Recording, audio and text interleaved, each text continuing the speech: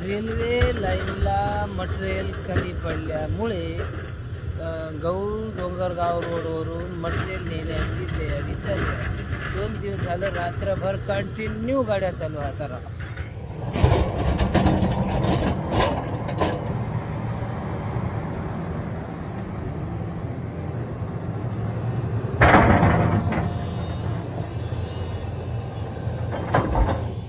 आणि रोडवर पोहरादेवीला जाणारी आज रामनवमी, पोहरादेवीला जाणाऱ्या गाड्या मावणार.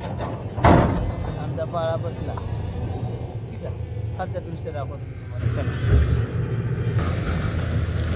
मुरुम निघेल म्हणून तर मला वाटत झालं या टेकडीमध्ये, पण गोट्याची तर काही कमी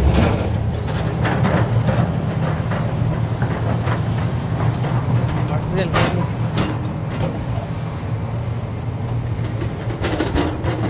खरे मुरुम बी खरे काय घरात बरोबर तो पायतो मुरुम भाटा भाटा काढत.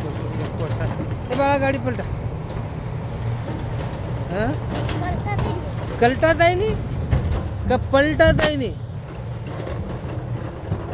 ए कलटा. डोंगरगाव रोड, एक छोटूसा तळा आहे, त्याला पाणी थेंब नाही त्याच्यात.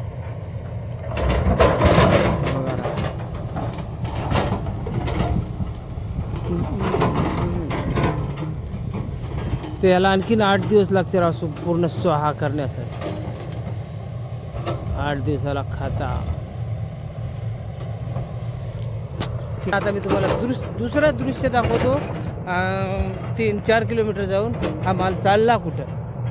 ठीक आहे, नेक्स्ट भागात याच भागात याच व्हिडिओमध्ये ते माल चालला कुठं आपण ते पाहूया. याच्यासाठी मला 4 ते 5 किलोमीटर जावं लागेल. तर चलो जाएंगे भाई. चला मामा, आलो आता. हे तुम्हाला मुरुम दाखवायचं होतं. हे भाग आहे आमच्या शिळण्याचा. ठीक आहे, हे बघा, हे 2 लेकरं, हे लेकरं आणली. ते बघा रोलर, हे आमचा शिळणा. हे टावरच्या पलीकडे आहे जिल्हा परिषद शाळेची नवाटी 12 एकरची आहे का ना मग. ठीक आहे, ते इथून एवढं लेवल केलेलं आहे. आता दिवसा जास्त चालत नाही, पण रात्रभर याला काही काम नाही. आणलं की धरलं की होऊन जाईल.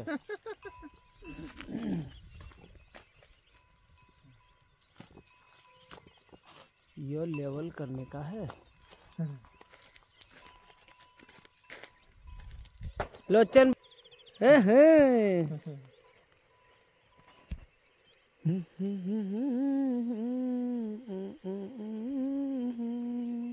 समोर नागवाडी पात्रवाडी आणि इकडं आहे हे शिळणा. हे शिवार आहे पूर्ण शिळण्यातला. पात्रवाडी बोगदा देखील है कायचं पात्रवाडी बोगदा.